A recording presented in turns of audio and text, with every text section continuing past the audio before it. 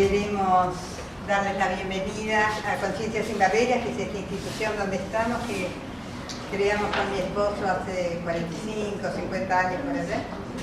Y dentro de Conciencia Sin Barreras siempre se ha dedicado a la investigación, al desarrollo y la práctica de disciplinas de conciencia, que ahora es común y es lindo decirlo, y en aquellas épocas era creo camino. Dentro de Conciencia Sin Barreras, el año pasado abrimos un espacio que es Ludoconciencia. ¿Se escucha bien allá atrás? Sí. Más o menos. Ludoconciencia, la intención es el autoconocimiento, a la que nos hemos dedicado toda la vida en esta institución, pero siempre en forma muy formal, muy estructurada, lo cual fue maravilloso en el momento que fui, pero sentimos que había llegado el momento de hacerlo en forma lúdica, hacerlo en forma más leve, con la misma profundidad con que siempre hemos hecho el autoconocimiento, pero de una forma distinta. O sea, lo único que cambió es la modalidad, la forma. Y así fue que durante toda la pandemia, junto con una amiga, hemos creado un juego que es Laberinto, juego iniciático para la creación de un nuevo mundo, que este es el tablero, que Claudia me dijo por qué no ponerlo y me pareció una idea fantástica. ¿Que pueden escuchar detrás un poquito más fuerte? Más fuerte.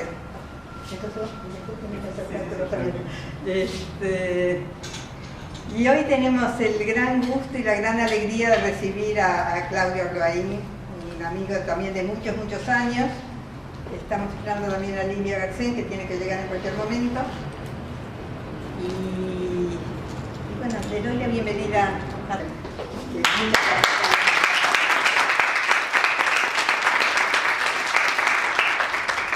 En primer lugar, les agradezco mucho haber asistido. Realmente en esta época donde venimos todos acostumbrados a hacer cosas a distancia, que una actividad presencial tenga tanta asistencia es muy gratificante.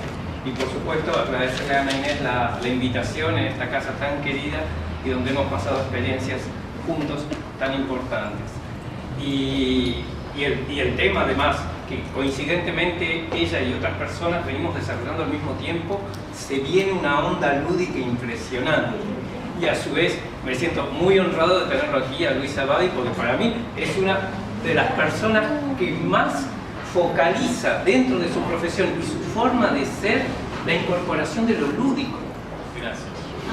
Y de hecho yo creo que vos te construís a vos mismo desde ese punto de vista. Y por supuesto hay otras personas que hoy no pudieron venir.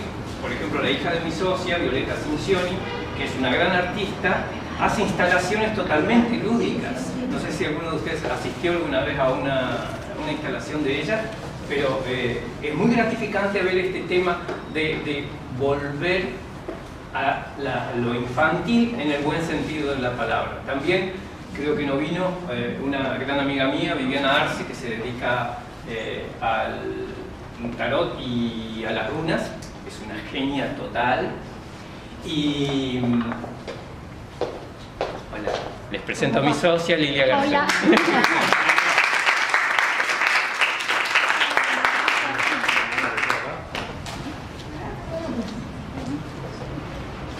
Y ella también está justamente escribiendo, o sea, la convocatoria de Ana Inés a dar esta charla justamente porque le comenté que estaba escribiendo un libro sobre juegos sagrados, justamente.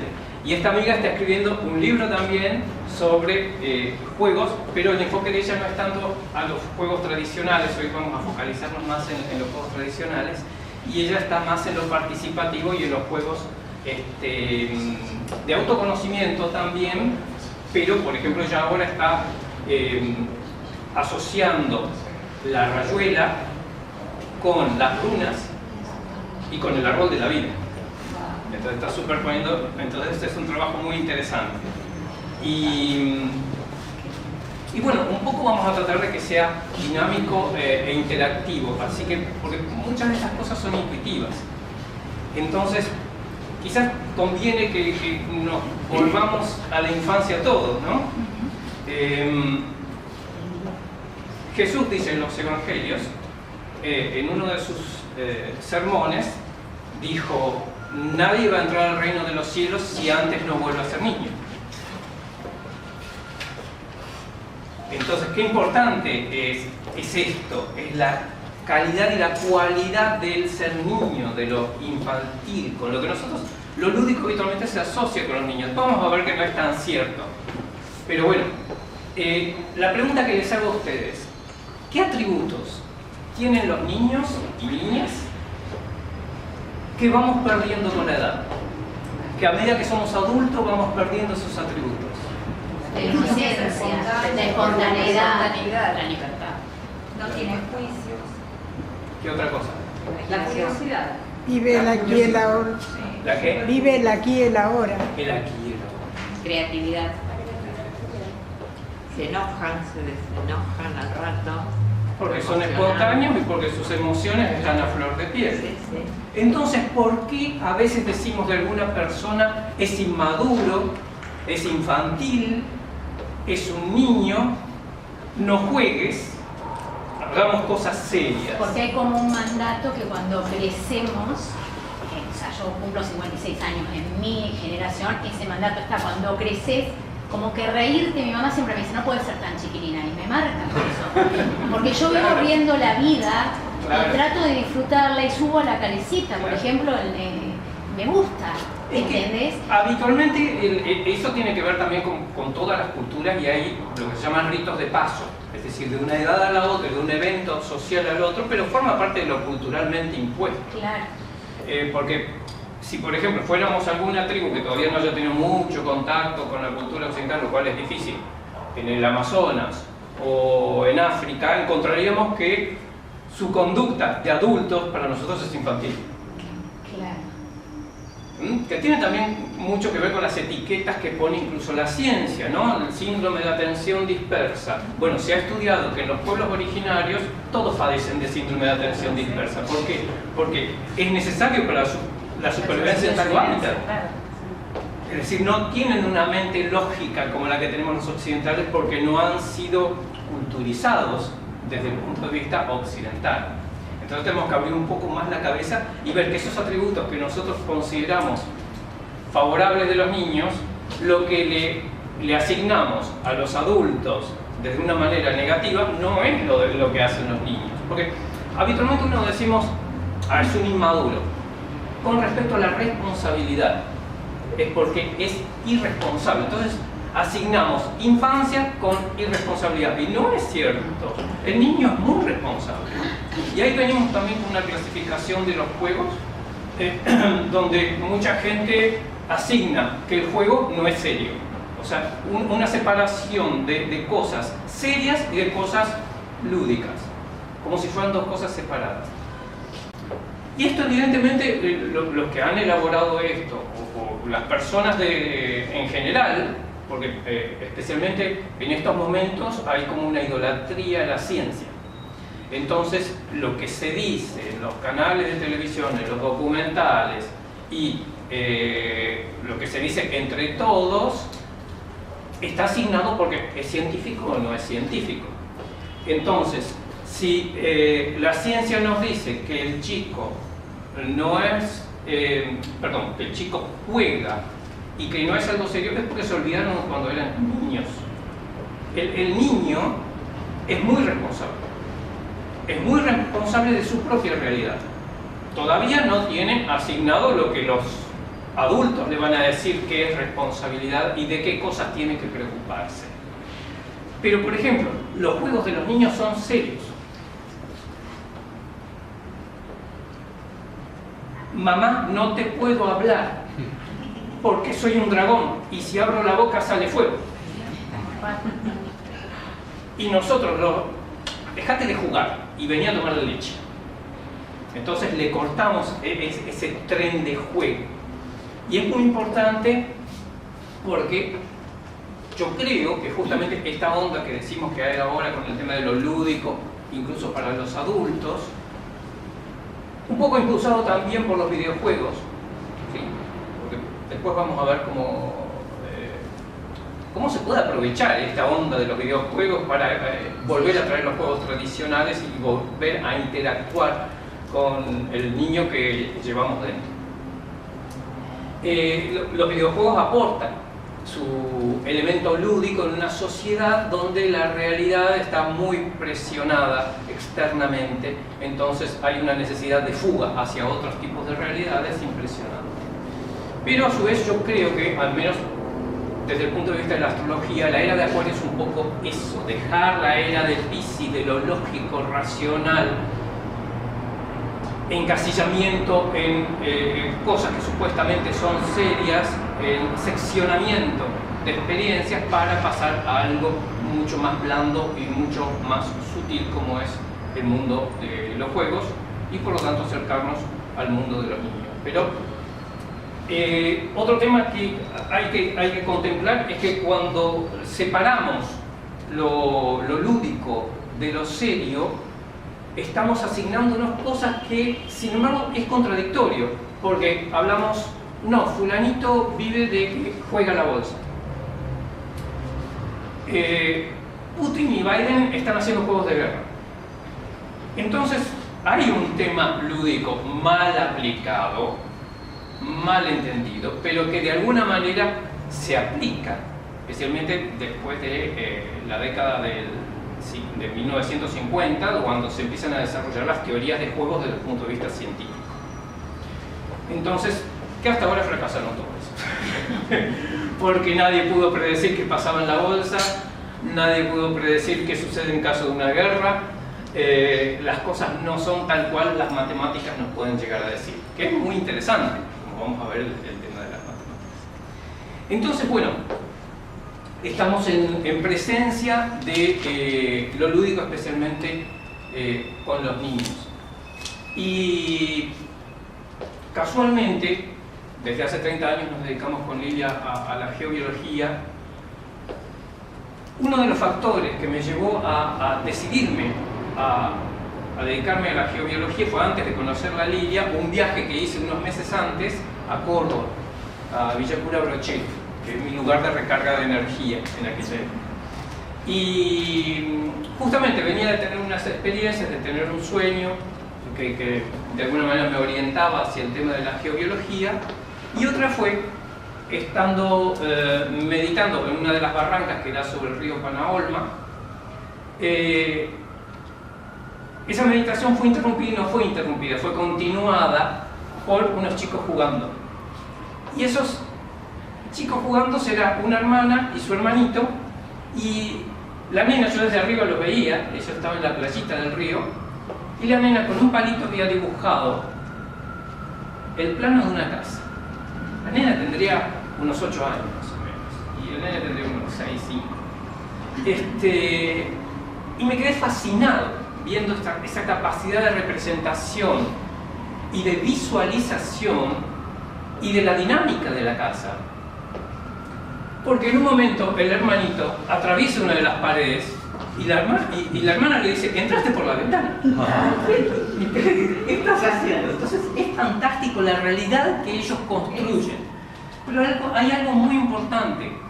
La realidad que se construye con los juegos verdaderos, y especialmente los tradicionales, que los tradicionales tienen una raíz espiritual.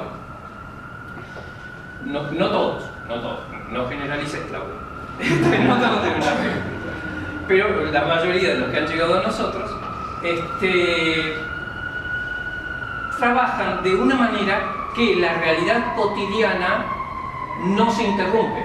Es decir, el chico sabe bien que está jugando y sabe bien que está la otra realidad, que tiene que ir a tomar la leche y dejar de ser un dragón. ¿Sí? Si no, estaríamos en presencia de una ludopatía.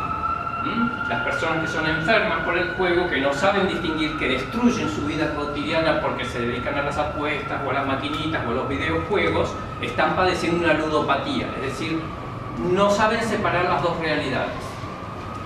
Entonces el niño tiene esta capacidad de construir distintas realidades al mismo tiempo. No las mezcla, eso es lo bueno, no las mezcla. Y a veces nosotros nos confundimos en eso. Entonces tenemos una serie de graduación de enfoque de los juegos, ¿no? Estamos los ludólogos, los que tratamos de entender a los juegos. Están los ludófilos, los que les encanta jugar, tienen un rato de tiempo libre. Están los ludómanas, los que van coleccionando juegos y el juego pasa a ser un hobby para ellos.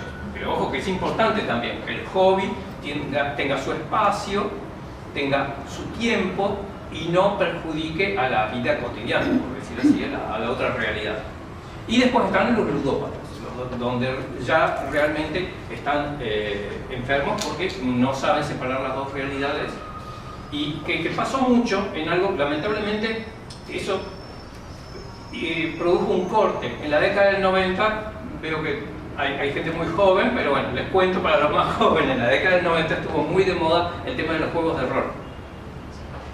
Que fue un tema fantástico, porque era una forma de traer los videojuegos a la realidad, traer los mitos a la realidad y hacer algo participativo. Y a su vez encarar una forma de juego que es muy sana que tienen los niños, que es el tema de la personificación, la imitación, la simulación, el disfraz, tratar de ser otras personas, cosas que muchos de ustedes pueden llegar a practicar en constelaciones familiares, por ejemplo. Entonces, este tema que tiene una raíz espiritual que tiene que ver con la incorporación, con lo mediúnico, con la capacidad humana también de empatía, de engancharse con otra persona, la conozca o no, lamentablemente produjo ciertas psicopatías, es decir, personas que no sabían separar la realidad de la ficción y porque pensaban que era un hechicero que combatía el mal, de repente le clavó un cuchillo sagrado a un amigo. Entonces pasaron esas cosas y lógicamente uno se escandaliza porque en la cantidad de seres humanos que hay ahora en el planeta, proporcionalmente siempre hay personas desequilibradas que tienen por decir así, el chip a punto de fundirse o que está a punto de saltar la térmica. Entonces a veces no hay que juzgar un tema simplemente o prohibirlo porque haya personas que manifiesten una enfermedad. Y hay formas de recuperarlo también y de volver a hacer algo parecido al juego de rol donde uno haga estas representaciones. Imaginémonos una situación, hablando de los niños, ¿no? Y ya podemos enganchar un poco con lo sagrado. Imagínense que lleva un niño a una misa en una iglesia católica. Que soy la madre, porque habitualmente son las madres, no el padre, que lleva al chico a la misa. Entonces el chico fascinado, cuando entra y ve todas esas cosas, lo primero que ve en la iglesia dice, está lleno de muñecos. ¿No? O sea, ubíquense en la mentalidad del niño, en qué está viendo. Es Disney. Claro, primero esa gente, salvo la discriminación que hizo Nietzsche, que dice que las iglesias chorrean sangre.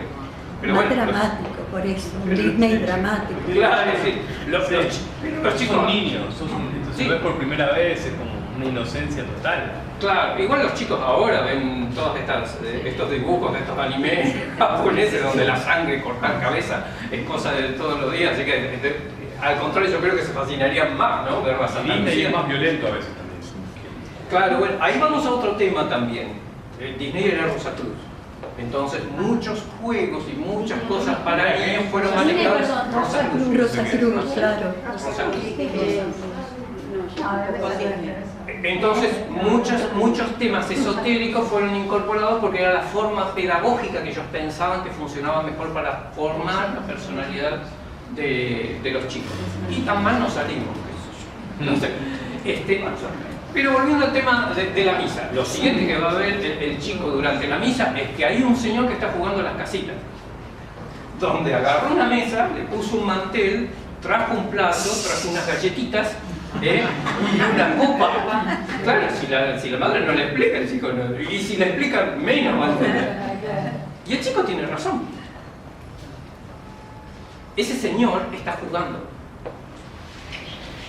Desde el punto de vista, también en la década de 1950 se empezaron a escribir los primeros libros de análisis antropológico del juego. Entonces, una vez que se estableció una definición científica del juego, se encontró con que la mayoría de las actividades culturales, especialmente las relacionadas con las religiones, son lúdicas. Entonces, el cura que está oficiando la misa está haciendo un juego de simulación. Está teatralizado, justamente. Está haciendo una representación de la última cena de Cristo. Ahora bien, no solo se está conectando, sino que además el dogma dice que en ese momento el sacerdote es vicario de Cristo. Vicario lo usamos mucho en los sueños porque vicario es cuando uno sueña que es otra persona. Es el que incorpora a otra personalidad. Es vicario de Cristo.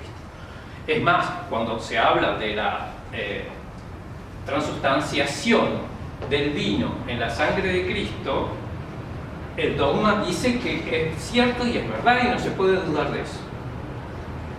Entonces, tenemos un juego de simulación que evoca otro juego de simulación, el que hizo Jesús en la última cena, porque él aprovechó la cena pascual. Entonces él se identificó con el Cordero Pascual, que a su vez evocaba otra simulación, que es la simulación del festejo de Pascuas en la colectividad judía, ¿sí? Donde a su vez se celebra el fin del cautiverio en Egipto. Entonces tenemos por lo menos 4 niveles de simulación, uno como si fuera una muñeca rusa, uno dentro del otro, y cada uno de ellos está teatralizando, está actuando. El teatro es una de las formas culturales que tiene que ver con lo lúdico, y a su vez, si uno rastrea esa actividad y uno va a los pueblos, llamémoslos originarios, antiguamente se decía los primitivos, después nos cambiaron el vocabulario. En definitiva, el lenguaje también es un juego. Antes se les llamaba primitivos, entonces las culturas más, entre comillas, primitivas, ahora sabemos que no, que las culturas que nosotros consideramos primitivas podían ser mucho más avanzadas que nosotros en otros temas. En temas que quizás Occidente no considere valorables o redituables. Entonces encontramos con que hay pueblos originarios que tienen un conocimiento de psicoterapias o de plantas, de medicinas mucho más avanzado que el nuestro. Y quizás en algún campo que directamente la ciencia occidental deja de lado, como puede ser la espiritualidad, incluso ahora lo que se está haciendo en los últimos descubrimientos es que los pueblos del Paleolítico tenían una cultura mucho más avanzada de lo que nosotros pensamos. Entonces, retrotrayéndonos a estas culturas primitivas, también hacían ritos de simulación que tienen que ver, desde el punto de vista de lo esotérico, con la incorporación.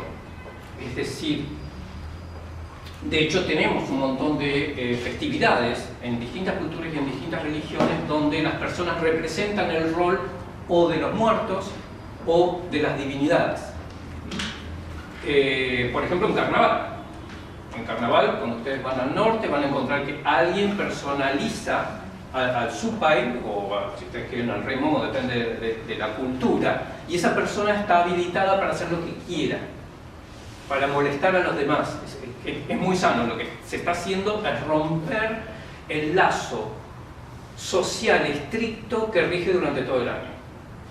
Entonces, bueno, de hecho, esa persona, si bien se identifica con esa divinidad o con ese fallecido, él sabe bien que no es esa persona. Entonces, un manejo consciente de fuerzas inconscientes, muy fuertes. Y bueno, un poco para meternos un poco más en el tema, les voy a pedir a ver si ustedes se acuerdan algún juego de la infancia. Si pueden, el primero. La rayuela. Claro, así es fácil. Jugar a la escondida. Para la casita. La ronda, la escondida, la Bueno, mano. acá tenemos dos bien primitivos, por decir así, ¿no? Uno es el que dice Lilia, que es la escondida. Y eso es muy importante. Cuando Ana Inés les leía que yo trabajé un libro de Chodorov es una genia total, es la que dio comienzo a la psicodanza. Y ella analiza, porque el tema es este, aún desde el punto de vista científico se cometen grandes errores. Y una es juzgarlo a Darwin. Entonces, ella se tomó el trabajo de leer a Darwin, cosa que no hacen los antropólogos. O sea, hablan de Darwin, pero no lo leen. Y uno de los trabajos, que no sé si en algún momento lo voy a colocar en un libro, pero a mí me gusta saberlo, es cuando encuentro una persona que es genial en lo que sea, en el arte o en lo intelectual, estudio su biografía. Tratando de ver si tiene una raíz espiritual. Y les aseguro que el 90% tienen una raíz espiritual. Entonces, esto viene porque yo me formé espiritualmente en una escuela que me decía que lo importante es el mensaje y no el mensajero. Después me di cuenta que no. Claro. Que el mensaje es el medio. Está en el medio. Entonces el mensajero es más importante que el mensaje. Y el mensajero es la acción. La vida es la acción. Sí, incluso hay mensajeros que no saben que son mensajeros. Que sus vidas... Pero la acción es la que modifica muchas cosas. Sí. Cuando hacemos acción, porque si no tenemos teoría. Totalmente. El mensajero sería la persona, la esencia. El mensaje es lo que transmitís con la palabra. Claro. O con tus actos. O con los actos. Pero en realidad todos somos mensajeros, pero no sabemos si todos estamos emitiendo un mensaje y siempre hay un receptor. Pero especialmente cuando uno toma el rol temporal de instructor, como pasa con los niños. Entonces, muchas veces los padres piensan que lo que ellos enseñan, o en esta época lamentablemente, que le enseña la maestra o que le enseña la computadora, es lo correcto, y no se preocupan ellos por su propia vida, que ese es el mensaje que el chico está leyendo. Claro, lo que vive en la casa. Y cuando ve una contradicción, evidentemente para el chico es un drama. Eso es otro tema que tenemos que aprender de los niños. Los niños, desde el punto de vista de la psicología vieja, son neuróticos. Todos.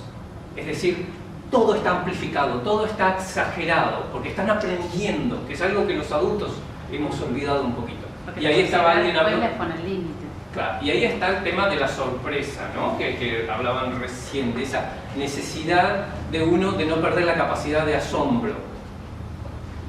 Entonces el niño está siempre aprendiendo, entonces necesita, incluso se puede hacer un modelo matemático de eso, necesita exagerar, cuando uno tiene un gráfico y hay pocos altibajos, uno necesita exagerar la escala para poder notarlos.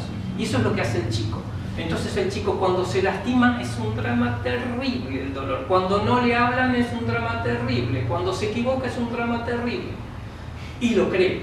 Si ustedes se acuerdan un poco de cuando ustedes eran niños, por eso hay una película, no me acuerdo el nombre, ¿no? Donde es una de estas de ciencia ficción recientes que a los chicos les gusta mucho, y que el personaje malo, por decir así, lo que quiere hacer es destruir la reencarnación.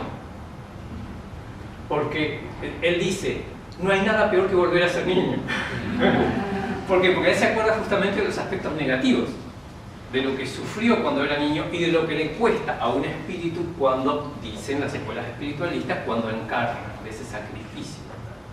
Pero volvamos un poco a este redescubrimiento que hizo Chodorow de Darwin, donde en uno de sus libros Darwin establece una especie de psicología evolutiva y determina las emociones básicas. Y para él la principal es el elemento sorpresa, que él le llama el elemento disparador, es decir, es el que lava todas las demás emociones, porque entonces el ser se abre a la nueva experiencia. Entonces todo lo que es sorpresivo le fascina al niño y al adulto también, si no perdimos esa capacidad de asombro. Hay algo dentro de lo negativo positivo. Ustedes habrán visto que en las redes sociales ahora, especialmente los youtubers y los bloggers, tratan de publicar cosas verdaderas o no, pero que asombren. Claro, a ellos les sirve económicamente, porque cuanto más personas tengan que lo ven o que le ponen like, más plata ganan, que se los paga YouTube por la publicidad. Entonces buscan cada vez cosas más asombrosas y si no las intentan, las fabrican. Lo mismo están haciendo las inteligencias artificiales, lamentablemente. Pero eso quiere decir que en el público en general hay una sed por lo extraordinario. Entonces nos fascinan esas cosas. Y ahí va lo que decía Lilia del juego de las escondidas, que ya lo tenemos en el bebé. En el bebé cuando nos tapamos la cara y la destapamos, o nos escondemos tras una silla y volvemos a estar, qué asombro, apareció y desapareció, ¿qué pasó? Por supuesto, las neurociencias, que es otro tema para desarrollar, las neurociencias aparecieron cuando nos pusieron cablecitos, cuando nos sacaron sangre para ver qué endorfinas teníamos, cuando nos metieron dentro de un tomógrafo para ver qué pasa con lo que pensamos, con lo que sentimos. Entonces, las neurociencias nos dirán, por supuesto, que lo que pasa es que el chico, como está abierto a nuevas experiencias, de alguna manera el asombro le produce una serie de productos químicos dentro del cuerpo que lo estimulan. Es lo que, en síntesis, ¿qué nos dicen las neurociencias? Que vivimos todos falopeados, estamos todos drogados por nuestro propio cerebro. Cosa que los videojuegos explotan. Y los políticos también. Entonces, está este juego de las escondidas, de aparecer y desaparecer. Y ahí enganchamos un poquito también con lo espiritual, ¿no? Porque justamente la muerte es un desaparecer. Entonces, para la mente originaria, vamos a llamarla primordial, la desaparición de un ser, especialmente un ser allegado, un ser querido, es un asombro. Hoy está, mañana no está. Está la parte física que va desapareciendo con el tiempo y que uno trata de perdurar porque algo tiene que quedar. Entonces, bueno, empiezan los ritos de embalsamamiento o las representaciones del muerto en ciertas pinturas o esculturas como hacían los egipcios. Y trataban de que esa parte que se fue, rescatarla e introducirla. Así que, fíjense qué importante, el niño está adelantando un proceso que después de adulto nunca terminamos de superar. Y bueno, para la antropología clásica, evidentemente, hay una serie de rituales que tienen la finalidad justamente de compensar ese tema de la falta del fallecido, ¿sí? Y hablamos recién de la rayuela. Entonces, vamos a visualizar un poquito. La rayuela que representa un camino. Sí. ¿Qué diferencia tiene con respecto a muchos otros juegos? O sea, si vamos a hacer un análisis completo de lo que sería un juego, físico también. Tiene una parte física. claro, pero esa parte física, ¿qué reemplaza con respecto a otros juegos? Una ficha. A las fichas, tal cual, perfecto. Un trebejo sería en ajedrez. La propia persona es la ficha. ¿Sí? Entonces ahí tiene una importancia primordial. El cuerpo va a hacer ciertos movimientos y va a hacer un recorrido. Pero ese recorrido tradicionalmente, especialmente en Argentina, porque el juego de... Al final resultó más complicado. Está jugando. Sí. Ustedes, primero que la rayuela es uno de los tantos juegos misteriosos que no se le puede encontrar el origen porque hay diagramas muy parecidos hasta en los grabados rupestres.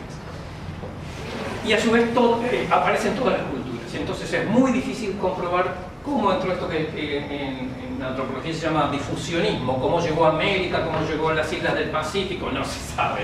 La cuestión es que está en todas partes. Lo que sí se supone es que cuando adquiere los dos extremos, el extremo semicircular superior que dice cielo y el extremo rectangular inferior que dice tierra, aparentemente fue a partir de la Edad Media, aunque hay gráficos anteriores, pero que ya se los designa con cielo y tierra, aparece en la Edad Media, y probablemente metieron mano los monjes cristianos. Es el que tiene que ver con la cabra judía.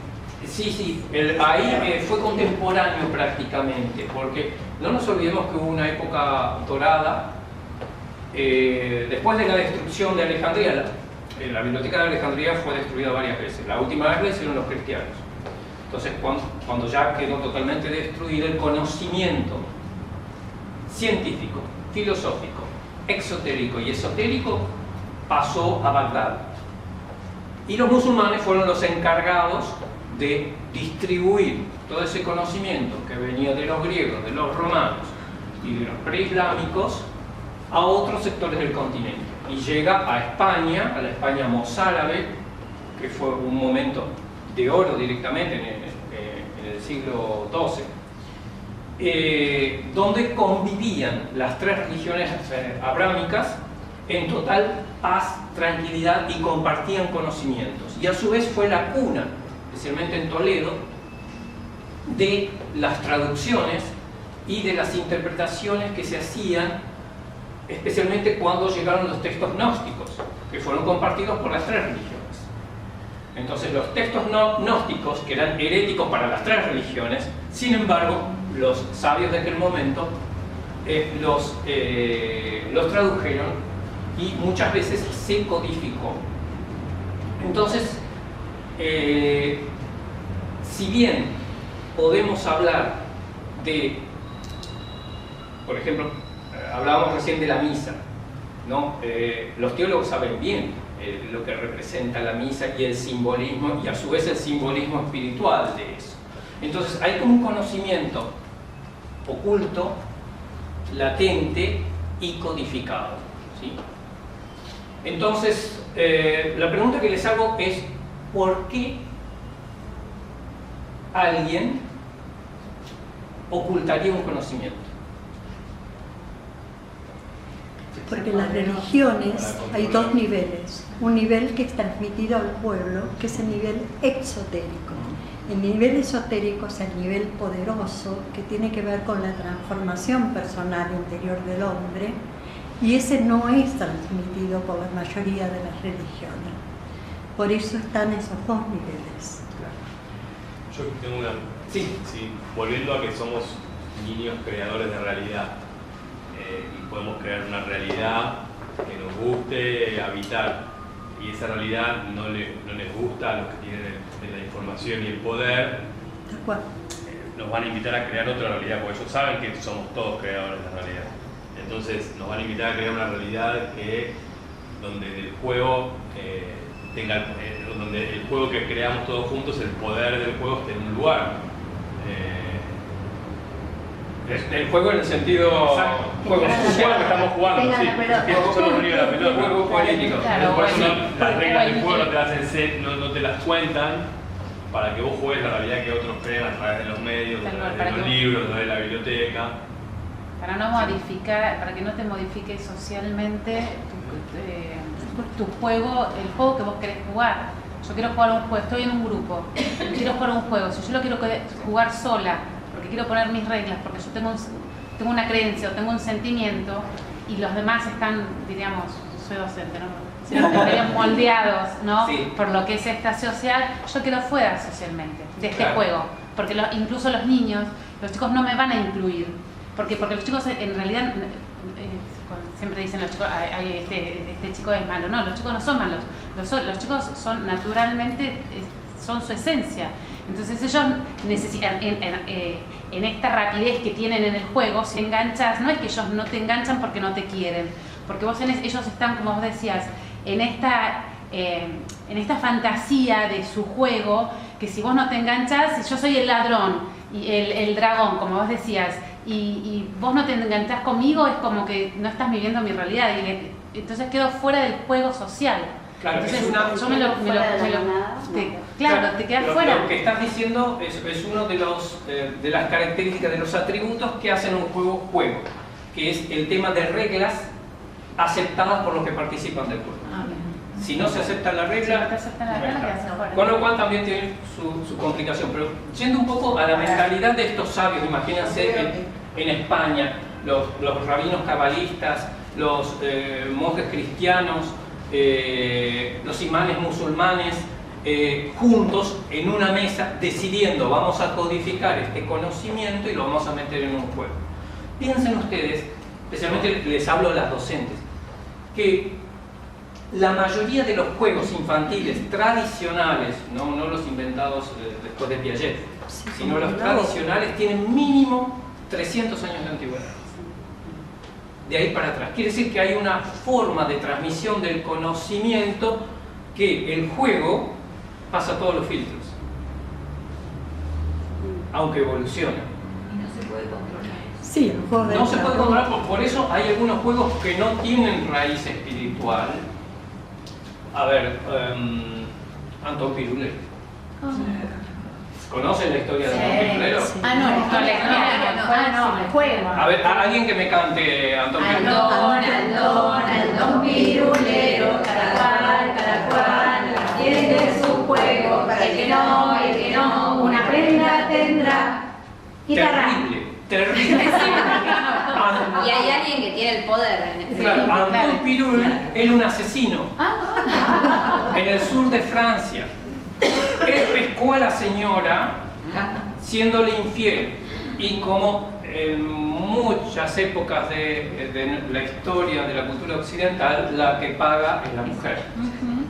Entonces, él era molinero. La mujer terminó convertida en hamburguesa y él la vendió por la calle. De hecho, hay una versión de Anton Pirulero que es completa, donde dice que la trituró y la vendió en la calle. Y el tema de que cada cual atiende su juego es bien de la era de Piscis. Es decir, vos tenés que hacer lo que te corresponde y no otra cosa. Entonces es un mensaje terrible para los chicos. Es tremendo. Y a Serrín, a Serrán, los maderos. También, Qué manera de dividir.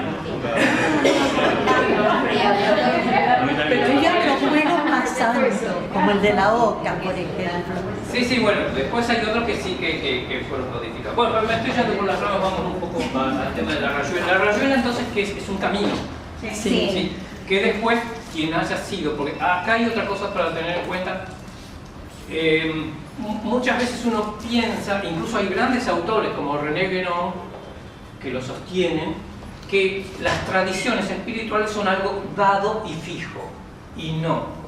Es decir, para que una tradición espiritual, imagínense el yoga, haya llegado a sus descubrimientos, es porque hubo una evolución.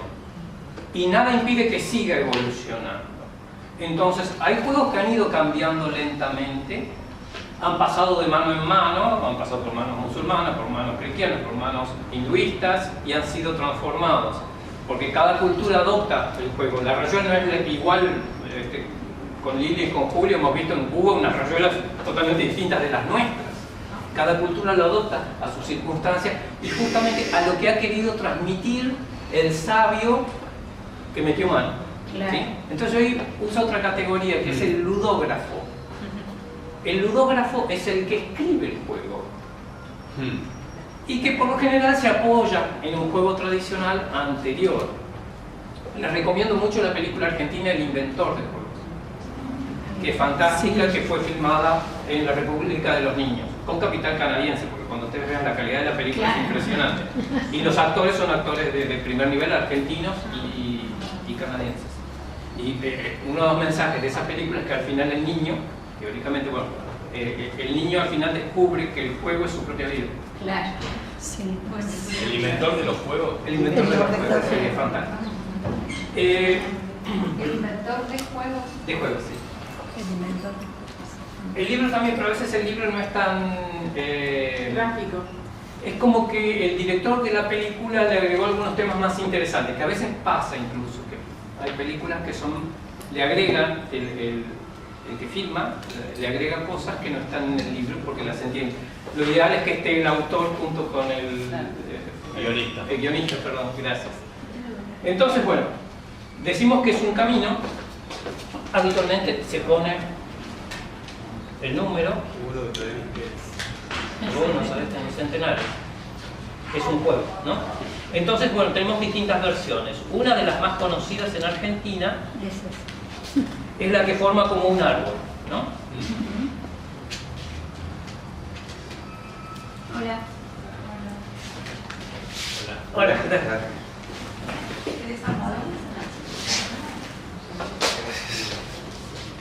Entonces, algunas veces se incorpora el 10 y otras veces no se incorpora el 10. Entonces, cuando se dibuja el semicírculo en la cabecera, lo que han hecho los historiadores, porque para analizar un juego podemos ver tres aspectos distintos. El que más me gusta a mí, con el que más me consustancio, es el fenomenológico. La fenomenología es una rama de la filosofía que encara las cosas sin prejuicios, sin ver esto es verdadero, esto es falso, no. ¿Qué es esto? ¿Qué estoy haciendo? Entonces, lo primero que hago yo, al menos, es un análisis fenomenológico. Después están los antropólogos que les gusta el análisis historiográfico, que significa que encontrar la documentación. ¿Cuál fue el documento más antiguo donde se menciona la rayuela, la marea, como se llama en cada país? Fíjense que en España y en algunos países de Centroamérica se llama la peregrina, por lo cual me está ya enfocando un poco más el tema, y la apropiación que algunas culturas pueden hacer porque le pueden dar un contenido didáctico o un contenido moralizante al tema. De hecho, hay, así como en el semicírculo de la cabecera se pone cielo y en la base rectangular se pone tierra, hay en algunos países aparece un nivel intermedio que puede estar arriba o abajo, que dice infierno, y otros dice purgatorio. Sí. Entonces es bien clarito. Entonces la forma de tener el semicírculo en la parte superior viene de la arquitectura cristiana. Es decir, lo que se está teniendo es la planta de una iglesia basilical. Entonces, a ver si lo encuentro. Es como la de la Basílica de Luján, porque tiene doble altar. Tal cual, el ábside en la punta. Exacto. No pude ir de los dos lados. Bueno, acá tienen, por ejemplo, Santiago de Compostela. ¿Ven? Esta es la forma basilical, como una curva arriba, ¿sí? Lo interesante, cuando uno empieza... Perdón, le mencionaba 3 aspectos a encarar la investigación de los juegos. Uno es el fenomenológico, el otro es el historiográfico, y otro es el que me gusta también mucho, que es el mitológico. ¿Por qué? Porque el historiográfico puede ser que yo encuentre el tablero más antiguo del Lila, en el siglo XVIII, o de la Oca también, en el siglo XVII. Pero quizás antes se hacía en la tierra el dibujito. Hay mucha tradición oral, y acá hay algo importante, especialmente para las docentes.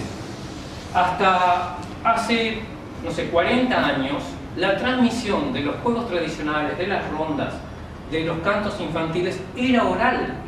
No había libros que trataran sobre los juegos infantiles de las escuelas. Era una maestra contándole a otra. O sea, estamos con otro factor típico del esoterismo, la transmisión oral. Y después aparece el ludógrafo, el que lo escribe y el que le da reglas formales, ¿sí? Y ahí el ludógrafo se podría comparar con el mitógrafo. El mitógrafo es el que baja la tradición oral al escrito. Por ejemplo, en la cultura griega lo tenemos a Homero y a Hesíodo. Los dos escribieron su teogonía, que es la explicación del culebrón de los dioses, ¿sí? Y si ambos no dicen las mismas cosas.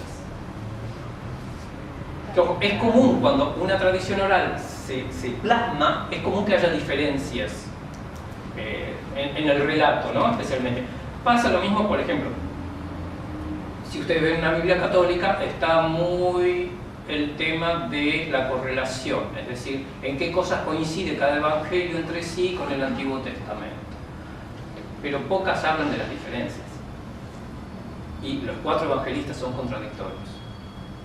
Entonces, ahí está el tema, ahí están los mitógrafos, los que bajan, escriben. De hecho, uno de los evangelistas de San Lucas que ni lo olió a Jesús cuando llegó ya era tarde. Entonces fue más bien un periodista que fue recopilando relatos de otras personas. Entonces, bueno, todos esos factores hay que tenerlos en cuenta. Entonces uno está en la intervención de los monjes en la Edad Media para darle esta forma basilical y darle una connotación moralizante al proceso que va desde la tierra al cielo. Después vinieron los cabalistas y adaptaron eso al árbol de la vida. Ahí ya estamos hablando del Renacimiento, más o menos cuando se encuentran los primeros documentos de ese tipo. Para mí no es exacta la forma que habitualmente se le da a la rayuela para asimilarla al árbol de la vida. Para mí es esta.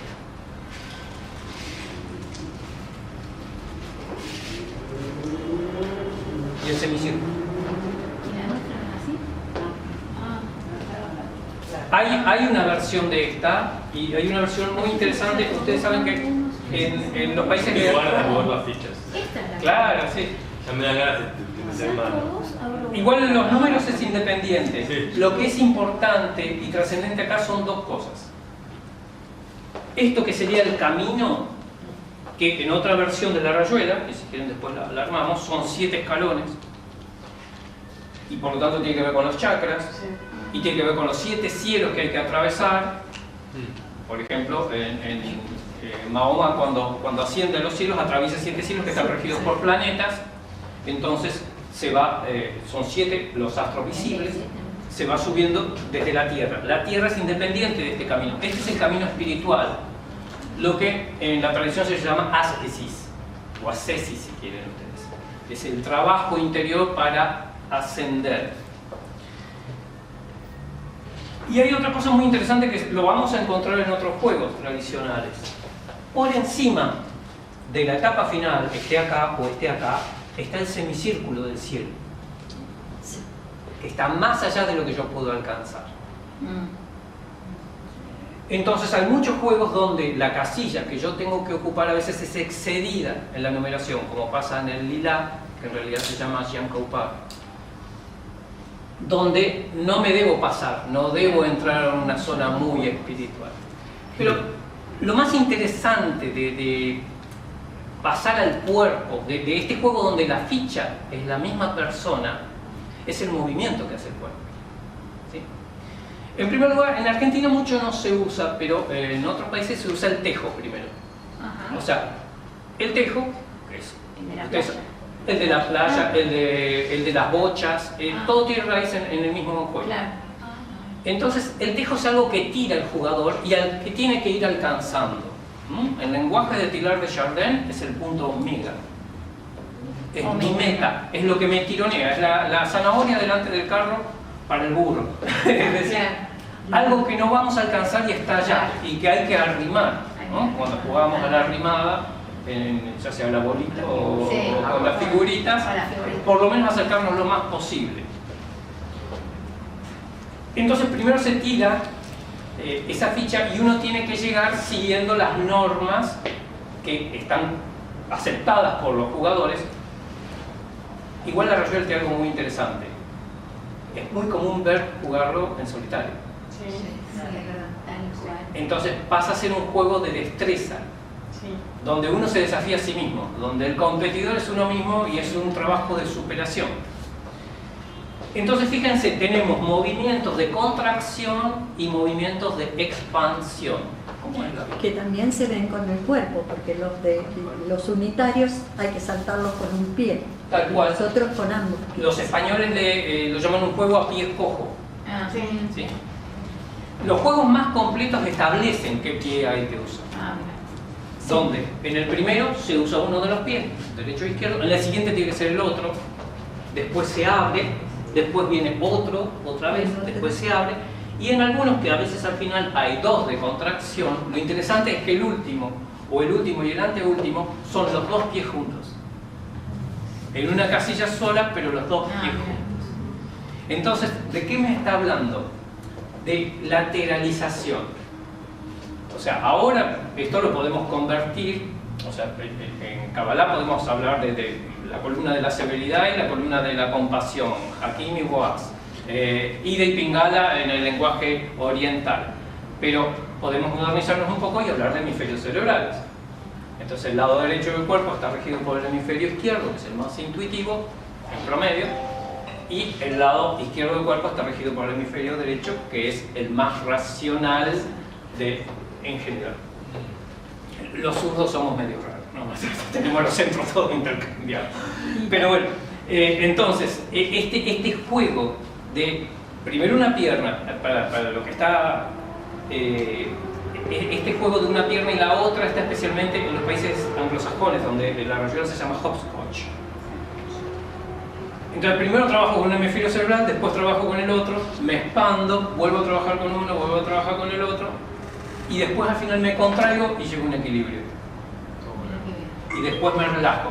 De hecho, hay algunos que en lo que sería el chakra cardíaco o lo que sería la sefirot oculta, hay como 4 triángulos juntos en vez de ser cuadrados. Entonces es una zona de descanso, por decirlo así. Y en este movimiento de las piernas, donde nos lleva a equilibrar el hemisferio izquierdo y derecho, hay otra cosa muy interesante al final de la rayuela, que eso se da en todas las rayuelas de todo el mundo. ¿Qué es? Al final, La vuelta, exactamente.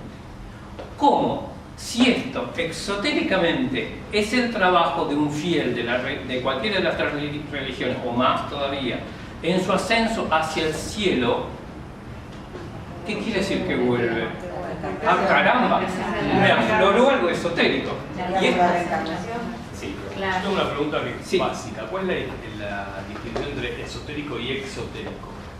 Ahí vamos un poco a lo que yo les preguntaba, ¿cómo piensan ustedes que está en la mente de los sabios de hacer con un conocimiento oculto? Oculto sería lo esotérico, ¿sí? Y exotérico lo que las religiones formales, las religiones exteriores. Y lo esotérico es lo que está reservado. Y ahí vamos a distintos factores por los cuales un conocimiento puede hacerse oculto y se usa una herramienta como esta para ocultarlo. Una es la proscripción, otra es que esté reservado a una élite.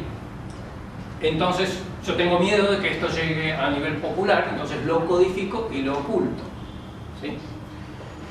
Y asociado con eso hay algo embromado, vamos a decir, que es pensar que los demás pueden usarlo mal.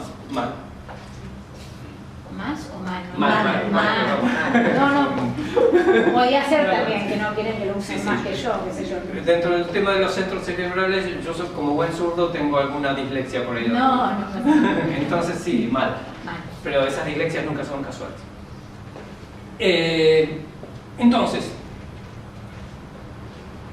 pasa este tema importante para mí de dilucidar de un conocimiento, porque a veces puede haber incluso conocimiento científico que alguna cultura, algún sabio de una cultura pensó que era peligroso que otras culturas lo tengan, o que su propia cultura en el futuro, degradada, como muchas profetizaron que iba a pasar en la era de Cali, que es la que estamos viviendo, y que trataban de reservarlo, ese conocimiento, ¿no? No sé si ustedes escucharon hablar alguna vez de los 9 desconocidos. No. Los 9 desconocidos de ¿La era de qué dijiste? Cali. Cali, es la era de la guerra, la que estamos viviendo nosotros.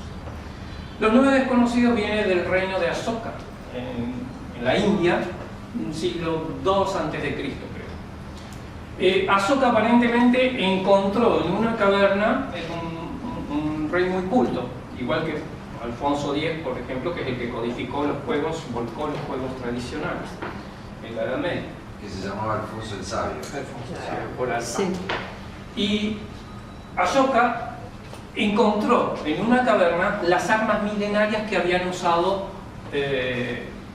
los antepasados de la India para destruirse unos a otros, lo que está relatado en el Mahabharata. Entonces él lo empleó en una guerra y la destrucción fue tal que quedó muy asustado. Entonces él pensó que esa tecnología no tenía que estar a disposición del ser humano. Entonces creó una comisión de 9 sabios, que se llaman los 9 desconocidos, que generación tras generación se va renovando y que son los encargados de que el conocimiento peligroso no llegue al público.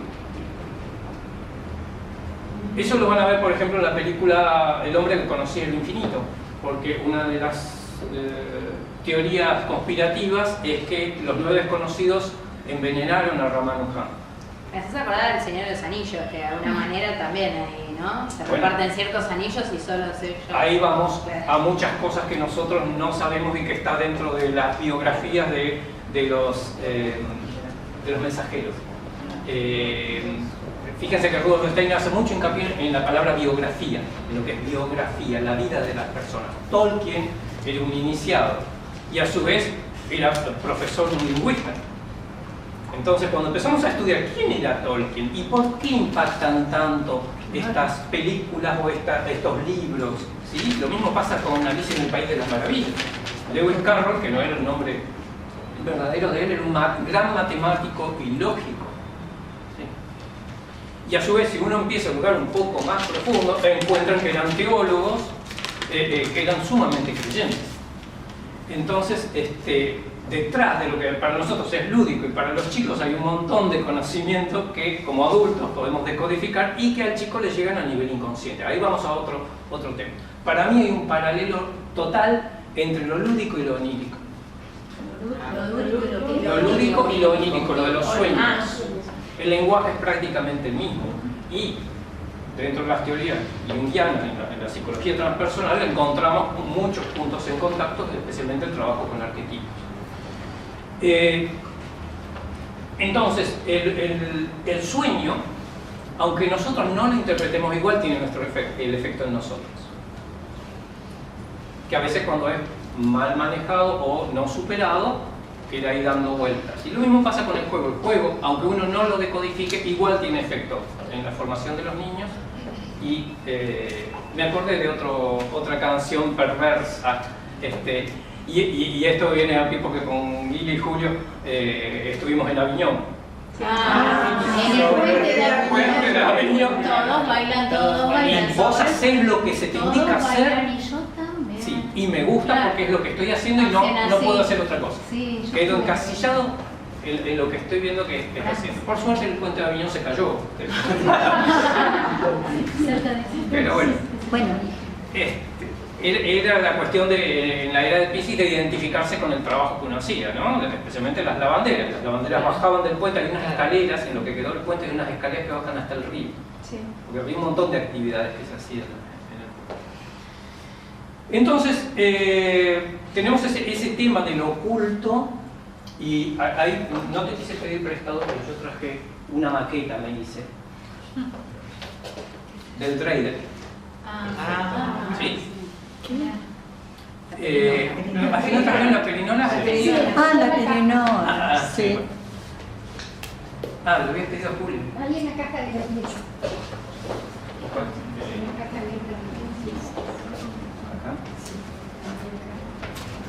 Una perinola. Yo jugaba. Gracias. Qué linda, Tina, gracias. No me la voy a quedar. Y no me la presta.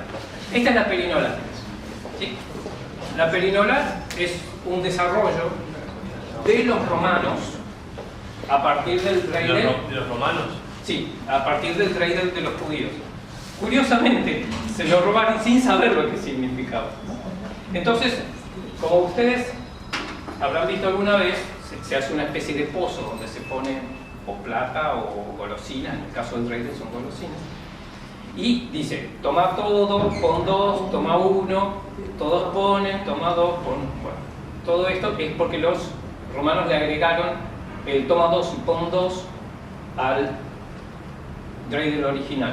Entonces pasó a ser de 6, ¿no? Se hace girar, y como sale, de acuerdo a eso el jugador maneja ese pozo, ese fondo común. ¿Cómo surge el Dreidel? Bueno, el Dreidel surge durante la ocupación romana de Israel. Entonces se utiliza en la fiesta de Hanukkah. ¿Sí? Es un juego. El tema es que estaba proscripta la lectura de la Torá. Entonces, es en parte un juego y es en parte un instrumento mnemotécnico que le servía al padre de familia o a los rabinos para contar la historia de Israel. Entonces son 4 letras que pertenecen a una frase. Esa frase dice, un milagro ocurrió allí, y se refiere a, en la época de la invasión de los Seleucidas, se refugian en el templo y había aceite para mantener encendidas las lámparas para un solo día. Y sin embargo duró 8. Entonces es un milagro. Ahí también les tengo que tirar con un cascote a los antropólogos que dicen, porque yo no entiendo Está bien que ahora es mal visto el tema de religiones comparadas. Yo me formé en religiones comparadas y ahora en antropología se trata de no hablar de religiones comparadas. Entonces, hay algún antropólogo cuadrado que dice la única religión que cree en milagros es la cristiana. Y no es así, todas las religiones creen en milagros. Entonces, este milagro es celebrado en la fiesta de Hanukkah, en los primeros días de diciembre. Y se juega a este juego. ¿Sí? Estas 4 letras, a su vez, simbolizan palabras parecidas a las de la perinola. Esas palabras traducidas significan todo, nada, pone o toma. 4. Que a mí me resuena mucho a hexagramas de I Ching, porque uno lo puede usar como un método oracular y ante una situación decir voy con todo, nada, me quedo quieto, o prudentemente saco un poco, o prudentemente pongo un poco. ¿Sí? Entonces ese es el juego básicamente. Los chicos ponen las golosinas, se tira el trader y de acuerdo a lo que sale, cada uno se va rotando, va tomando un caramelo o se lleva todos los caramelos o no hace nada, pasa la ronda al siguiente. Pero ese era un truco, por si llegaban los inspectores romanos y decirle, estamos jugando, es un juego. Y de ahí lo tomaron los romanos y dijeron, qué bueno esto para hacer juego. Para timbiar. Exactamente. Cosas que también están en los evangelios. Recuerden que en una escena de los evangelios, los soldados romanos se juegan las vestiduras de Cristo. ¿Sí? Seguramente con dados. Pero, yendo un poco más profundo, los cabalistas nos dicen, cada una de estas letras representa una palabra que tiene que ver con una de las 4 invasiones que sufrió Israel. Entonces, la babilónica, la persa, la seleucida y la romana. Y a su vez, cada una de esas letras representa un nivel del ser humano. Porque cada una de esas invasiones Del ser humano. le produjo al pueblo de Israel una resonancia con uno de sus cuerpos, vamos a decir, hablando en lenguaje esotérico. Bueno, a lo largo de la vida también está dividido en esos mundos. El mundo de Hayá, son esos 4 cuerpos. Tal cual. Y el Feng Shui también. Sí, es universal. La división en los 4 cuerpos encarnados es universal. Yo lo aprendí con vos cuando viniste acá a hacer el Feng Shui, que está en el piso de arriba la mente, en el piso intermedio la emoción y abajo la acción. Que tiene que ver con los 4 elementos. Con los 4 elementos que tienen que ver con los 4 niveles, que tienen que ver con los 4 mundos. Sí. Y después, bueno, si nos da el tiempo, no sé cómo estamos de tiempo. Uy, ¿qué tal? Podemos ver algunas cositas más con respecto, porque acá hay geometría sagrada también. O sea, el Reidel tiene que ser, la base es un cubo, sí o sí. ¿Sí? Con una pirámide o un cono en la punta. El tuyo creo que es cónico. Cónico. Y esas letras, a su vez, son las iniciales de 4 palabras. Una significa el cuerpo, otra significa emociones, otra significa pensamientos y otra significa mentalidad. Totalidad. Que se considera que es el espíritu que envuelve a las otras 3. Y algo muy interesante que dicen los cabalistas es que mientras el Reidel gira, no se ve nada. Se ve una sola cosa. Entonces, lo que está es la unidad. Lo que pasa después, eso también, hay un juego que, bueno, se escapa un poco de los tradicionales, pero en la Edad Media hay un juego que tomaba esto, y de hecho Nicolás de Cusa analizó mucho el tema del simbolismo de la peonza. La peonza es el trono. Y no tiene que ver también con los bailes que hacen en Turquía, por ejemplo, que son los redos que bailan en redondo para encontrar el todo tiene que ver con todo, dice San Pancho Ibáñez.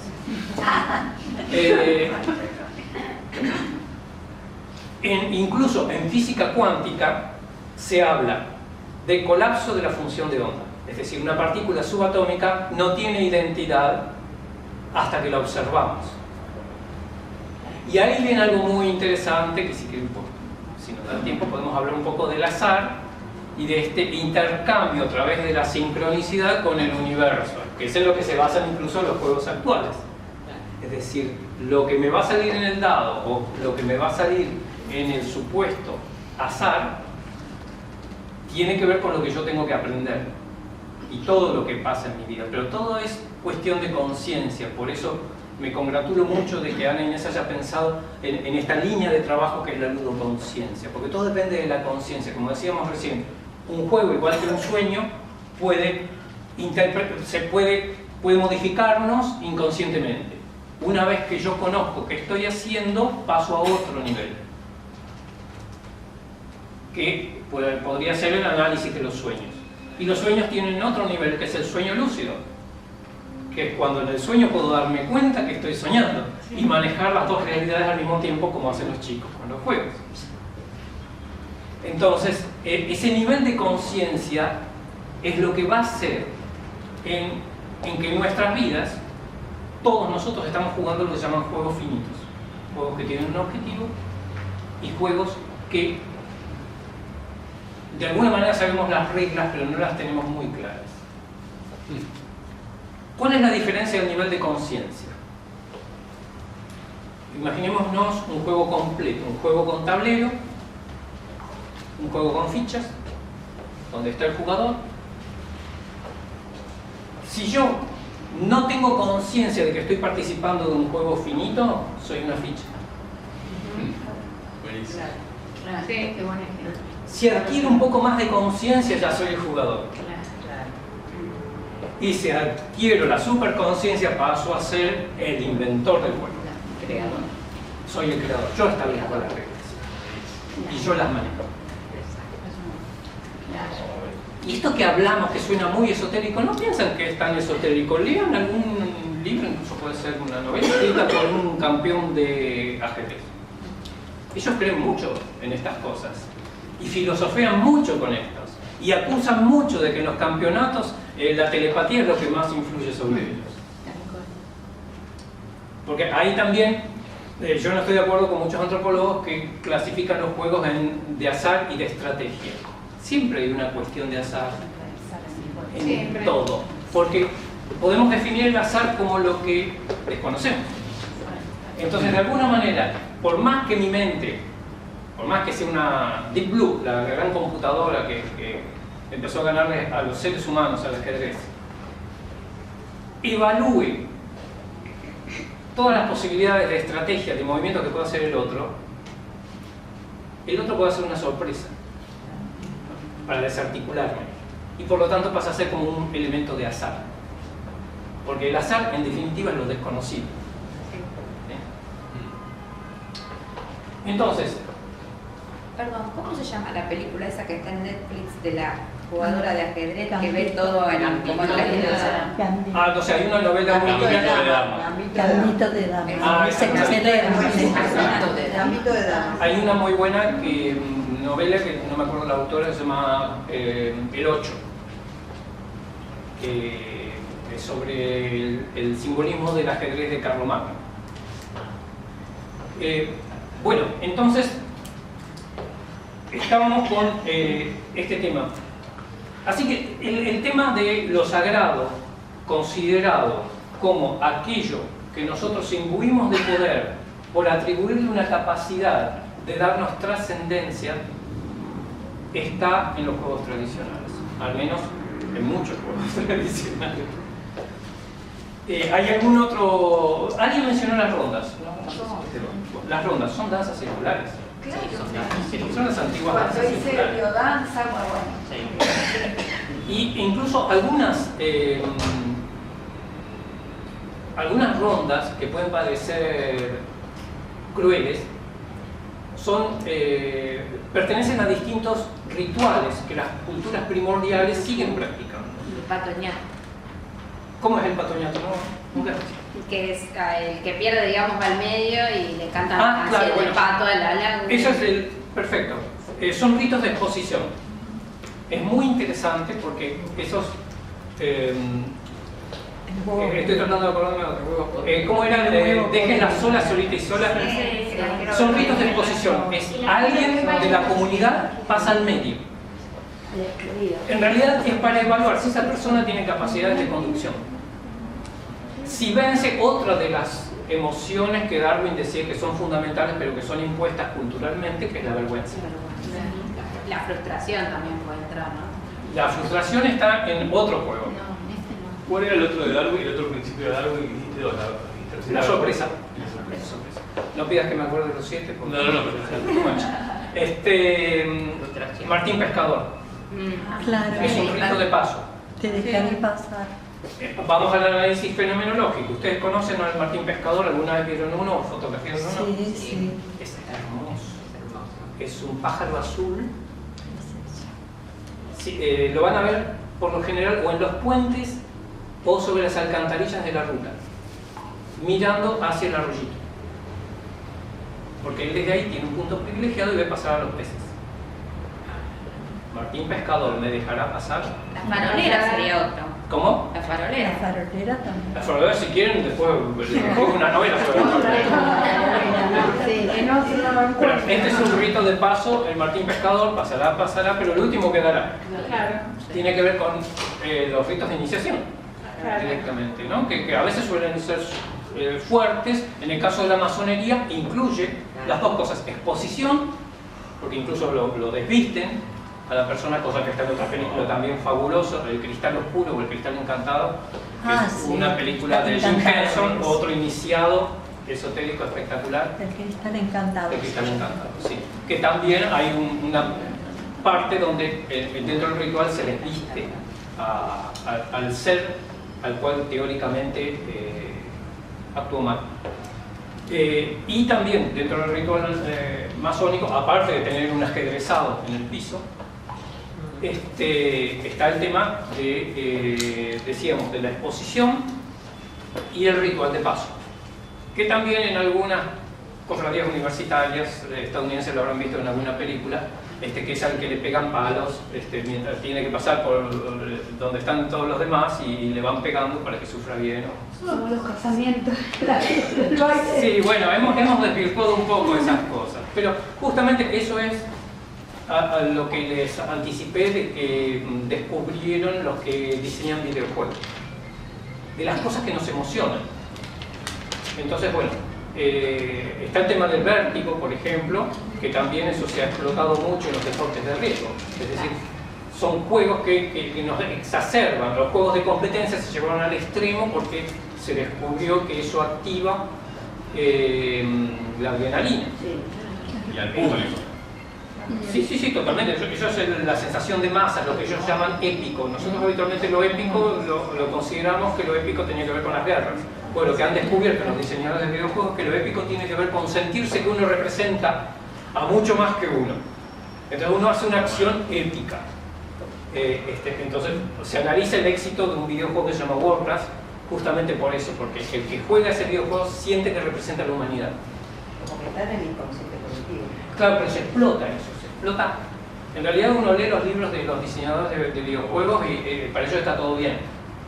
Pero no, hay violencia y otras cosas. Pero los videojuegos empezaron a diseñarse basados en algo que se llamó psicología positiva.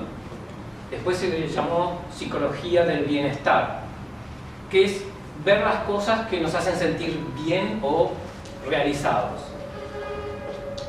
Les anticipo, de acuerdo a las tradiciones espirituales eso no tiene ningún sentido. El ser humano no viene a ser feliz. El ser humano a lo sumo puede estar satisfecho con lo que está haciendo. Pero la búsqueda de la felicidad es un despropósito. La felicidad se encuentra en lo que uno hace, aún en lo que otros juzgarían como algo muy agobiante o mucho sufrimiento.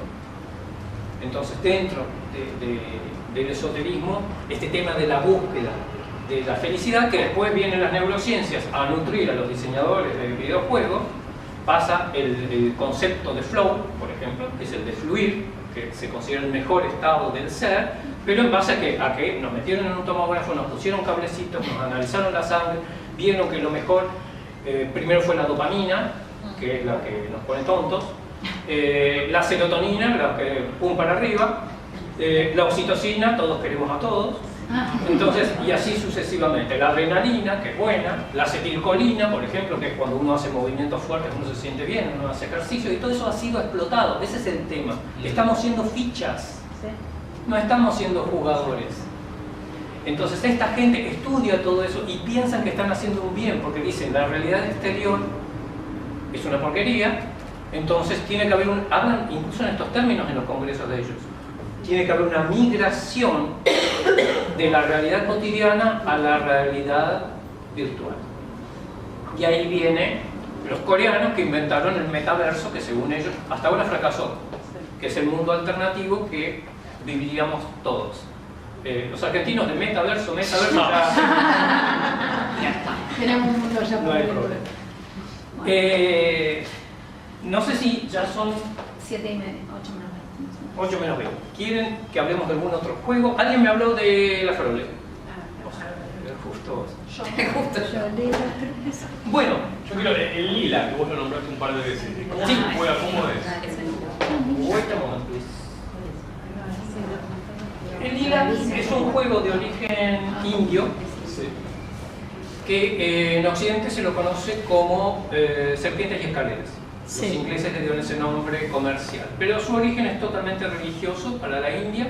El diseño del juego, lo más probable es que sea de origen tántrico y de la Ayurveda, y después se apropiaron dos grandes grupos religiosos, que es el jainismo y el hinduismo vishnuista, y le dio una connotación espiritual de acuerdo a su cultura. El que más ha llegado a Argentina, que ha sido traducido, es la versión de Johari, que lo heredó de su abuela, donde cada una de las casillas representa algo, y eso tiene que ver con el trabajo espiritual.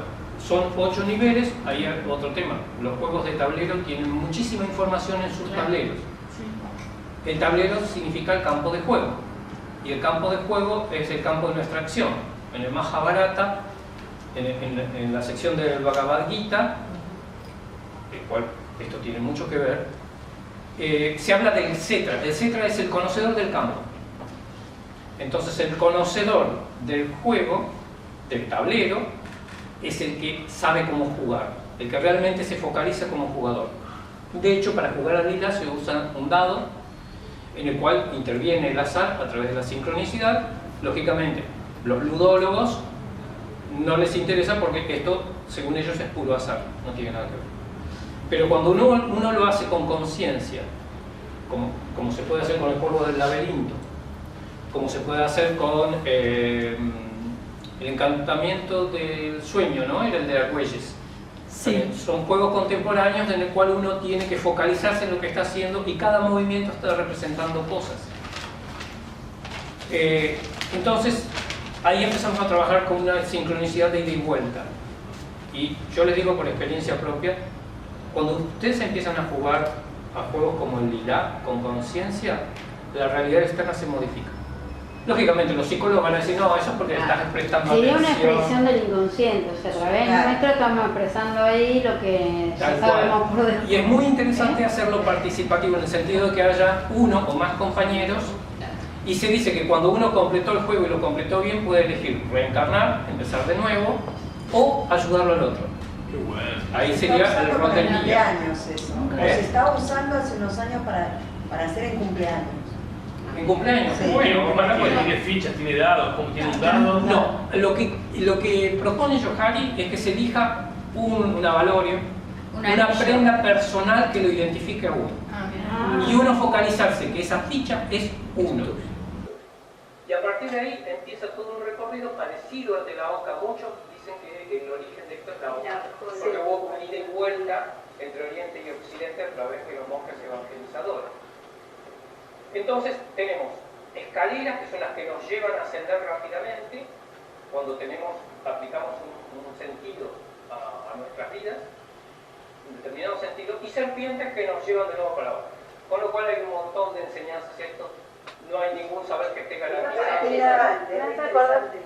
Sí, a Chichen Itza y todo esto, que también tiene escaleras y pirámides y serpientes bajando así. Tal cual, tal cual. De hecho, cada uno de estos niveles representa un plano de existencia. Y la columna central, que es la fundamental, tiene 72 casillas, de 9 por 8, representa los chakras, más el octavo chakra, que es el que está fuera del cuerpo, que es la iluminación, que representa la iluminación. Y una vez más tenemos el concepto que estaba acá: no me puedo pasar. O sea, si me paso de mambo, por decir así, estoy con un delirio místico. No puedo volver. No se puede volver. En el ludo rebotás. Tenés que Tal llegar cual. justo a rebotar. Sí. Si uno no saca exactamente la cantidad, vuelve para atrás. Para atrás, para adelante, hasta que uno llegue al punto justo. Y acá cuando se llega al último, me lleva de nuevo a reencarnar. Quiero decir, antes ese juego también después para mí. También esto se puede hacer con cualquier juego de solitario o incluso los juegos actuales. Es muy interesante repetirlo asiduamente y si pueden tomar nota. Porque pasa como el I Ching. ¿Alguno de ustedes suele tirarse el I Ching? Sí, el I Ching. Y no llega un momento donde se empiezan a repetir los hexagramas y siempre el mismo y siempre el mismo, y es el de ayer. Voy a hacer lo que no se debe, hacer 2 veces la misma pregunta, la hago y me sale el mismo hexagrama. Bueno, lo mismo pasa con esto, hay que buscar el patrón. Si se repite un patrón, si siempre me agarra la misma serpiente, ahí eso es lo que tengo que ir trabajando. Es igual que un sueño. Cuando un sueño es repetitivo, cuando uno analiza el sueño y aunque cambie la forma, la esencia es la misma, algo no estoy superando y tengo que empezar a trabajar.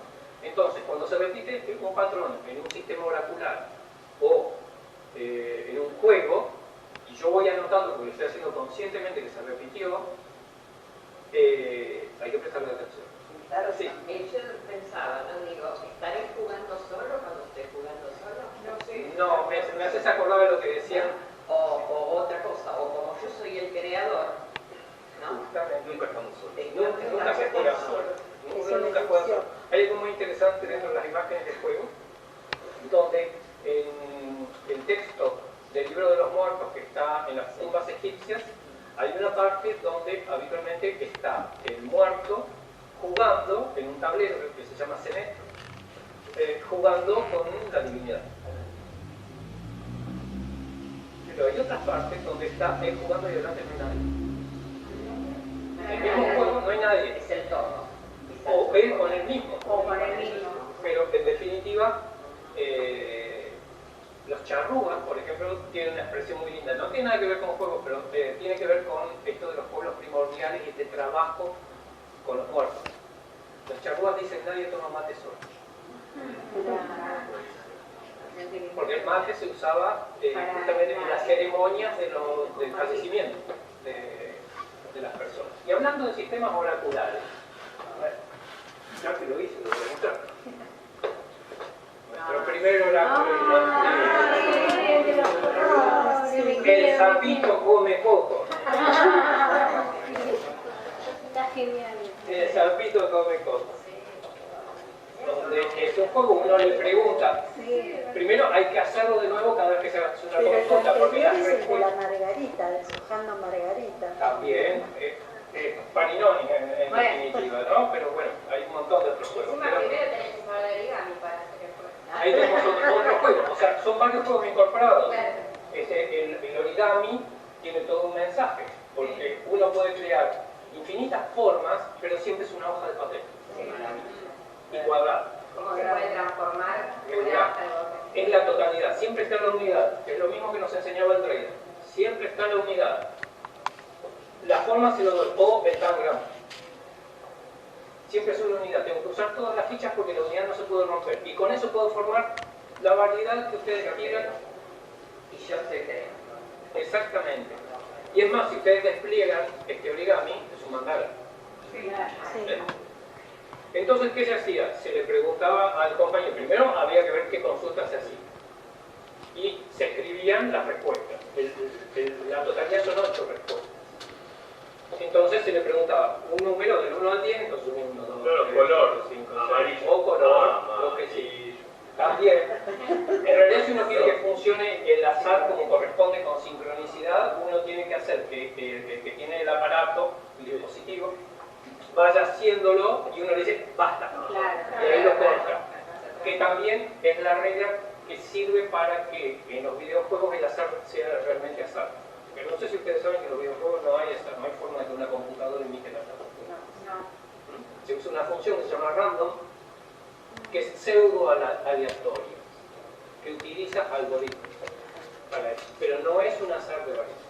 Entonces la única forma es que esa serie esté corriendo y que uno lo corte con el joystick o con una tecla o con algo, entonces la máquina no puede adivinar en qué momento lo voy a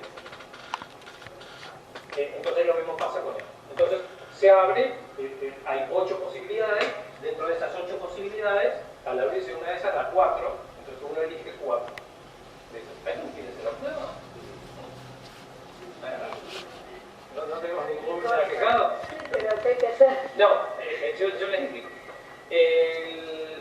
Hay que hacer uno para cada consulta, uno tiene que saber las posibles respuestas. Habitualmente uno usaba cuál de las chicas del curso me gusta. Aunque me han dicho que esto lo usaban más que nada las chicas con los varones, pero no, los varones también. Entonces se escribían 8 nombres. O gusta de mí, o lo que ustedes quieran. 8 posibilidades. Y uno elegía de ellas. En este caso lo que yo hice, como muestro para ustedes, es agarré 8 verbos que tienen que ver con los 8 trigramas. Hablando un poco del Feng Shui y de estas posibilidades. Entonces, si querés pensar en un problema que vos quieras una respuesta. No pensalo. Después vemos si te sirve la respuesta. Dale, bueno. ¿Sí? ¿Ya la tenés focalizado? Sí. Decimos un número del 1 al 10. 8. 1, 2, 3, 4, 5, 6, 7, 8. ¿Por qué les digo que esto hay que hacerlo de nuevo para cada consulta? Porque hay que cambiar la pregunta, porque por ahí ella ya después ya aprende dónde está la respuesta. Claro. Los números que te corresponden son 1, 2, 5 y 6. Elegí uno de esos. 5. Lo abro, ven que se despliega. Y dice detenerse.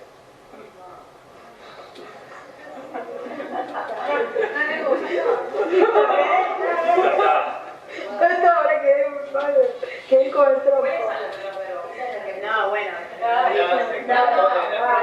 Lo voy a quedar. Googleen si quieren 8 trigramas y fíjense acciones correspondientes a los 8 Me trigramas. voy a quedar con eso, detenerse. No accionar, no ir a, como diría el chino, no ir hacia adelante, no ir, no estar ahí, como una laguna quieta. Está bien. Nun sería, se pronuncia nun, nun, nada. Nada. En el medio te saldría nada. O sea, detenerse. Dejar pasar la Punto cero. Bueno, y alguien mencionó para cerrar un poco este tema que es tan amplio que si Dios quiere en unos meses más voy a terminar mi escrito, porque hasta ahora es un brainstorm, son todas cosas sueltas que se me van ocurriendo y que voy comprobando, porque eso sí, igual que el libro de alquimia, yo no escribo nada que no lo haya comprobado. O sea, si yo les digo otra barrabasada que dicen a algunos autores, especialmente de las ciencias duras, que dicen Einstein no creía en Dios, entonces me voy a leer lo que escribió Einstein. Y entonces, en el libro Mi visión del mundo, él dice que cree en la divinidad y es más, cree en lo que él llama religión cósmica, que es la función de todas las religiones más la ciencia. Entonces, el que dice que Einstein no creía en Dios es un burro. Porque, entre otras cosas, cuando se desarrolló, la escuela de Copenhague desarrolló la teoría de la física cuántica, donde está incorporado el tema azar e incertidumbre como algo básico, Einstein les dijo, Dios no juega a los dados. Sí. Uno de los físicos, no me acuerdo si era Maxwell o cuál, le responde, no le digas a Dios lo que tiene que hacer. Y otro, lo apoyó un poquito más y ahí para mí acertó, y dice, Dios juega a los dados, pero con dados cargados. Con dados cargados. Bueno, les agradezco mucho la atención.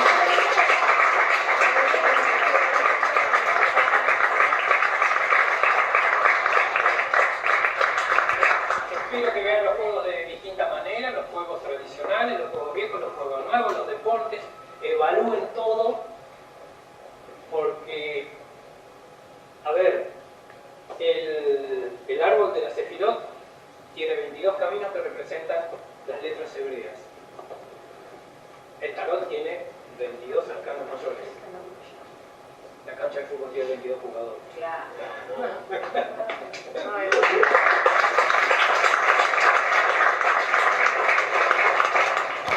Será hasta la próxima. Gracias. Les queremos mucho emocionó porque sin toda esta información tan preciosa que vos tenés, reconocí cosas que me habían ido llegando y en base al cual surgió el Ruido Consciente y surgió el libro El Juego del Laberinto, que se llama Laberinto, Juego, para la creación de un mundo nuevo. Juego Para la Juego creación de un iniciático mundo para la nuevo. creación de un mundo nuevo, que está formado por simbología, por numerología. Hay mucho de lo que Claudio nos estuvo contando y realmente por eso me emocionó, porque la intención es unir los dos hemisferios, visión y racionalidad, es encontrarnos con otras personas que están en búsquedas similares, es no perder la profundidad, aún haciéndolo más leve. Con Valeria y Alejandra, que está por allá, Valeria trabaja mucho con un juego que se llama Psique, que nos va a contar vos, que es oracular. Es oracular, integra el I Ching, el Asha, el Patoli, el que comentábamos recién, el Lima. Es un juego que se juega con un tablero, con un dado y también se va... No es este. Ahora vamos a hacer esto yo. Y también se juega con un dado, es un tablero individual, acá lo jugamos en grupo, y también se hace haciendo una pregunta y se hace todo un recorrido donde cada uno va explorando niveles de conciencia. Y también se sube, se baja, dependiendo de la pregunta que uno hace. Perdón, el Patoli es la versión precolombina del Parchís, que es el antepasado del Ludo. Entonces, el mismo esquema que podemos encontrar en el Ludo ya estaba en América cuando llegaron los conquistadores. Entonces, hay todo un misterio de cómo llegó, pero está en los libros sagrados. Este juego que nuclea estos 4 juegos tradicionales, lo inventó un psicólogo mexicano que se llama Armando Pérez Morales, que falleció el año pasado, pero la verdad que es maravilloso ese juego, como uno va viendo su inconsciente, su realidad. Así que lo que contaste hoy es increíble porque se ve en el juego como cada participante. ¿Hay algún día para venir a jugar? Sí, tenemos 2 fechas, se va a jugar Psique y se va a jugar Laberinto, que ahora va a ser 14 de abril, ¿no? El 14 de abril se juega a las 17 y si no el sábado 29 de abril a las 10 de la mañana. Son 3 horas de encuentro grupal. Teníamos que lo tenía ya medio olvidado, pero esta fue la idea original cuando llegó el juego del laberinto, que era tridimensional, en realidad tenía que ser interdimensional, no sé si así se dice, porque la idea vino de allá, pero este es lo más cercano que pudimos hacerlo como prototipo. Es un laberinto inserto en un dodecaedro, el tablero también es un laberinto de 12 vueltas. Para los que no saben, el laberinto de este tipo son de una sola vuelta, no son de los laberintos que no se pierden, sino que siempre va a llevar a un centro y volver. Es para encontrarse. Para encontrarse. Y Claudia, yo no sé si vos sabés que en el laberinto de Chartres también se pega la novela. En los ravires, abajo donde ustedes están sentados en el laberinto, que muchos de ustedes también lo han caminado, pero donde están los ravires, acá no tengo la imagen, pero se juega así, 2, 1, 2, 1, según cuál lavín, ¿no? Que llegan al centro. Son las 4 entradas. Por 3, porque en una de las entradas no se hace, que es justamente la entrada al laberinto. Claro que yo tengo Claro, sí es más fácil verlo. En este no, esta es la entrada. Pero acá es 1, 2, 1, 2, 1, 2 hasta el centro y también la vuelta. Por eso escucharte fue hermoso, porque cuando uno hace su recorrido y llega al centro y recibe, por más que en todo el proceso de peregrinaje está recibiendo, pero el centro es un lugar muy especial, es la parte más esencial de uno, o la dignidad, como cada uno lo toma. Entonces, al llegar al centro se vuelve a salir, trayendo todo eso hacia la comunidad, como el viaje del héroe, como entonces, de acá es 1, 2, de acá 2, 1, de acá 1, 1, 2. Bueno.